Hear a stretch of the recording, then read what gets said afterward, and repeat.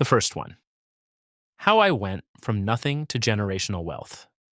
Your father kept a rubber band around his wallet, not because it was falling apart. The leather was fine, worn soft from years in the same back pocket. He kept the rubber band on it so he'd feel it before he opened it. A half-second pause built into the act of spending. That pause was his entire financial philosophy, passed down without a single word ever being said about it. You didn't learn it, you absorbed it. The way you absorb the smell of a house, the sound a specific door makes, the way certain silences in a kitchen mean something is wrong, and certain silences mean everything is fine. You were 7 years old, and you already knew that money was something you held onto with both hands. You already knew that wanting things was a kind of danger. You already knew, without knowing you knew, that the ceiling above your life was low and fixed and had been there long before you arrived. That's not a lesson anyone taught you. That's sediment. The kind that takes generations to lay down, one careful year at a time. And the thing about sediment is that it doesn't announce itself. You don't wake up one morning and think, I have inherited a psychology of scarcity. You just think, I'm being responsible. You think, I'm being realistic. You think the voice telling you not to reach too far is wisdom, when really it's just the echo of every room you grew up in. The echo of the rubber band, the echo of the pause before the wallet opens, the echo of a family that survived by wanting less and calling it virtue. You watched your mother do math in her head at the grocery store. Not because she enjoyed math, because the alternative was the specific, quiet humiliation of having to put something back at the register. You watched her do it so many times that you started doing it too. Before you had any money of your own, before there was anything at stake, you were already running the numbers, already calculating, already building a relationship with money that was based entirely on its capacity to disappear. That's what poverty teaches first, before it teaches anything else. It teaches you that what you have is always almost gone. It teaches you to watch the edges. And it teaches you, this is the part that costs the most later. It teaches you that dreaming past a certain point is a form of stupidity. Something people with soft hands and parents who didn't count change do. Something not for you. The ceiling doesn't look like a ceiling when you're inside it. It looks like common sense. The first crack in it wasn't dramatic. It never is. You were 23, maybe 24, and someone in your orbit was doing something you didn't have a name for yet. Building something, making something from nothing, and it was working. Not lottery ticket working, not inheritance working. Actually working, and you remember the specific feeling in your chest when you understood what you were watching. Not inspiration, not excitement. Something closer to vertigo. Because if that was possible, then the ceiling wasn't fixed. And if the ceiling wasn't fixed, then every decision you had made inside its logic suddenly had to be re-examined. That's not a comfortable thought. That's the ground shifting.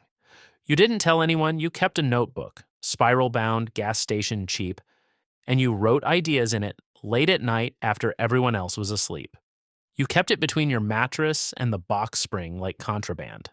Because it was contraband in a sense. Your social circle had an immune system. You already knew this without being able to name it. The immune system activated whenever someone got too visible about wanting more. The jokes would start, the raised eyebrows, the specific kind of silence that means, who do you think you are? Not malicious. Never malicious. Just the social gravity of a room that survives by staying together, and someone trying to move independently is a threat to the whole organism. So you kept the notebook hidden. You kept the ambition hidden. You paid the social tax of pretending you weren't becoming someone slightly different every month. You smiled at the right moments. You kept your voice level when someone said something that revealed, without knowing it, exactly how low their ceiling was, and exactly how fully they had mistaken it for the sky. You nodded. You laughed. You went home and opened the notebook. That cost something. It still does. And then there was the grind, and nobody posts about the grind. Not really. They post the beginning of it, and they post the end of it, and they let you assume the middle was some kind of montage. Quick cuts, upbeat music, the sense of momentum building. The middle is not a montage. The middle is 3 years that look almost identical from the outside. The middle is explaining yourself, to people who stopped asking questions 18 months ago because the answers haven't changed. The middle is the 3 a.m. calculation where you add up everything you've put in and everything you've gotten back, and the number doesn't make sense yet. And the voice, the one that sounds exactly like every doubter you've ever had, becomes the most reasonable voice in the room. At 3 a.m., the doubters aren't wrong. At 3 a.m., the math is the math. There was a specific loss in the middle, a financial one, a decision that looked right until it didn't, a number that felt certain until it evaporated, an entire week of bad sleep after, lying in the dark, doing the math over and over like the math would eventually change. It didn't change. The loss was the loss. And the only thing that kept it from being the end of the whole attempt was the stubborn, irrational fact that you didn't know what else to do with yourself. You had already stopped being the person who didn't try. You couldn't go back to being him. So you absorbed the loss and kept going, and you never told anyone how close that came to being the moment the notebook went back under the mattress for good. You lost a relationship in the middle, not in a fight, not in a moment. In the slow drift of becoming someone who needed things the other person couldn't afford to give. Not money, not yet, but time, but patience. But the specific act of believing in something with no evidence. The drift happened so gradually that by the time there was distance, neither of you could point to where it started. That's how it goes. Nobody has to be the villain for someone to leave. You lost a friendship the same way, someone you'd known since you were both 12 years old. He started making the jokes first, small ones, gentle ones, the kind you laugh along with because the alternative is a conversation nobody wants to have. And then one day you realized you were editing yourself before you called him, deciding what to share and what to keep quiet. And then you were calling less, and then it was holidays only. And then it was just likes on photographs, both of you preserved in amber from a distance.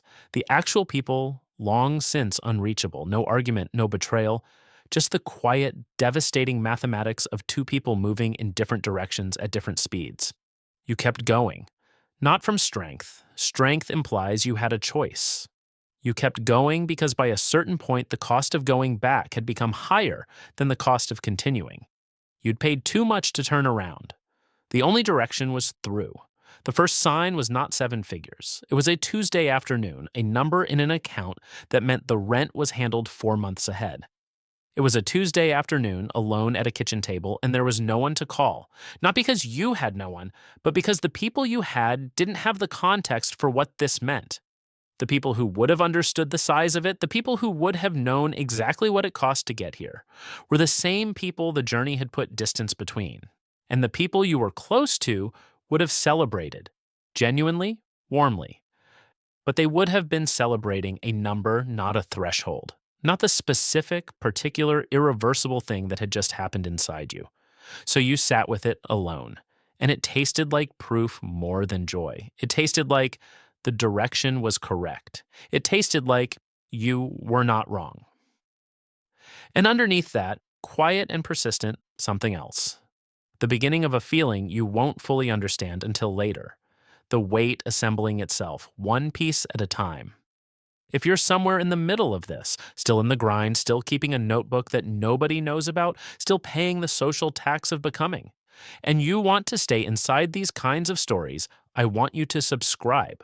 Not for the tactics, not for the numbers, for the company, for someone to name what you're actually moving through. Because nobody tells the truth about this part, and the truth about this part is the only thing that's going to carry you through it. 7 figures cleared on a Wednesday, a completely ordinary Wednesday. You were in the middle of something else, something administrative, something that needed to be done. And you stopped and looked at the account balance, and the number was there. That number, the one you had said out loud exactly once, alone, as a kind of prayer or dare. 2.5 years earlier. And the feeling you expected, the feeling you had imagined arriving with, the feeling that was supposed to announce itself like a door finally opening, didn't come. What came instead was quiet. What came instead was the specific disorientation of having crossed into territory where you had no map, no one who'd been here before you, no inherited wisdom for what to do with your hands. You sat inside that number for a moment, and the primary sensation was, now what? You called your mother, you talked for 20 minutes, you did not say the number, you asked how she was, you talked about something ordinary. And somewhere in the conversation, you thought about the rubber band on your father's wallet and you thought, I need to tell you something. I need to tell you that it's okay, that you can stop counting now, that I've built something that means the counting is done. And you didn't say any of it because the number would have changed something between you that you didn't know how to change carefully, didn't know how to change without breaking something that mattered more than the money. So you said you loved her, and you got off the phone. And you sat in the strange altitude of a place your bloodline had never been. Coming home is its own education. The house looks exactly the same. Of course it does. It's been the same for 30 years. It'll look the same in 30 more. And you sit at the dinner table and you pay for the meal, and everyone makes a small performance of protesting and then lets you. And there's a silence at that table. Not uncomfortable, not unkind. Just a small recalibration happening in real time, everyone adjusting to the new geometry of the room. The person who used to borrow $20 for gas is now picking up the check. Nobody says anything about it, but everyone feels it. Your cousin makes a joke. It's a good joke. It lands and everyone laughs and you laugh too. And underneath the joke is everything neither of you have ever figured out how to say. Underneath the joke is, I'm proud of you and I don't know how to say that without it meaning something about me. Underneath the joke is, I'm scared the money is going to turn you into someone I don't recognize. Underneath the joke is, I don't want to lose you and I don't know how to say that either, so here's a joke instead. You laugh. You let him have it. The joke is an act of love. The joke is the only language available for what's actually happening. The guilt is specific, it's not abstract. It's not a general sense of unworthiness. It's the particular feeling of sitting across from someone you love who is still running the same numbers your mother ran at the grocery store, and knowing you could write a check right now that would end it, and knowing also that the check would cost both of you something you can't afford to lose. The money would change the shape of the thing between you, not destroy it, change it. And you aren't sure which shape is better or if it's yours to decide. So you pay for dinner, you drive home, you carry the gap. The gap doesn't close. That's the thing nobody tells you. You assume somewhere in the middle of the grind that if you make it across, the distance will collapse. That money is the variable. And once the variable changes, the equation resolves. But the gap isn't a financial instrument. The gap is built from years of different experiences, different risks taken and not taken, different relationships with time and fear and possibility. The gap is the sum of every divergence, every notebook between the mattress and box spring, every friendship that dissolved without a fight. Money doesn't close it. Money just makes it visible. And there are things the money cannot touch at all. Your body still tenses in certain rooms where someone might ask a question about your background, where the unspoken question is, where do you come from? And the honest answer would shift the entire temperature of the space. You still catch yourself doing the math at restaurants, not because you need to, because the habit is older than the money, and habits outlast the conditions that created them. You still feel something. Not shame, not quite, but the shape where shame used to live. When certain subjects come up in certain company, the sediment doesn't disappear. You just learn what it is. You stop mistaking it for who you are. You learn to carry it. That's not resignation. That's the actual work. The work that comes after the money, the work nobody prepares you for. Learning to live in two worlds without pretending either one doesn't exist. Learning to be fully present at your mother's kitchen table and fully present in rooms where the numbers are different and the ceilings are higher and nobody there knows where you come from. Learning to be the bridge without being consumed by the crossing. And you learn, slowly, incompletely, with significant failures along the way. That the responsibility of being the first is not about the money is a tool. The responsibility is structural. It's the removal of the ceiling for everyone who comes after you, for the children and grandchildren who will grow up in houses where wanting is allowed, where dreaming past a certain point is not coded as stupidity, where nobody needs a rubber band on their wallet to remember to pause before they open it. Before we wrap this up, drop a comment and tell me, what's the object from your childhood that carried all of it? They will never know the ceiling was there. That's the point. They'll grow up without the sediment, without the inherited pause, without the specific weight of learning that desire is dangerous before they know their own name. They will want things freely, reach for things freely, believe they are allowed to cross distances freely. Because you removed the evidence that crossing was ever difficult. The ceiling becomes a floor. They build on it without knowing what it cost to lay it down. And you will stand in the middle of their ordinary confidence, the confidence of people who have never been taught to make themselves small. And it will be the strangest, heaviest, most complete thing you have ever felt. Not joy exactly, something more accurate than joy. Something that includes the grief and the gap and the notebook between the mattress and the box spring and the rubber band on the wallet and the Tuesday afternoon with no one to call and the Wednesday the number appeared and the dinner where nobody said anything and the joke that was an act of love. Something that holds all of it at once and calls it worth it. You didn't do this for a trophy. You didn't do this for the number, not really, not at the bottom of it. You did this because somewhere, early before you had any words for it, you felt the ceiling. And something in you, something stubborn and quiet and not yet fully formed, refused to believe it was permanent. You were right, it wasn't. It never was. The ceiling was always a collective agreement passed down and accepted and reinforced until it looked like physics. It looked like the nature of things. It was just a story.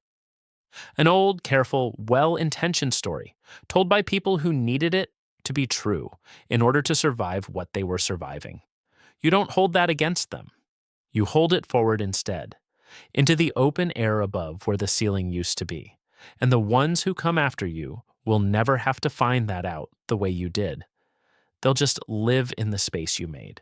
They'll just breathe the air above where the ceiling used to be. They'll never know your name was the one that moved it, but you'll know. You'll carry that. And the carrying is the whole thing. Not burden, not glory, not triumph. Just weight. The specific, chosen, irreversible weight of being the first.